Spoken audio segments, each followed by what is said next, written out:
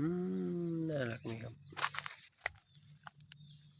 บ้านหางจระเข้สวยไหมครับบ้านใครมีบ้างเนี่ยปลูกไว้เยอะนะครับ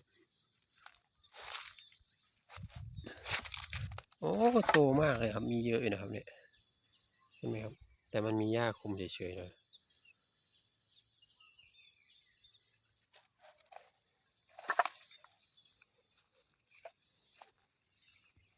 เยอะเลยนะ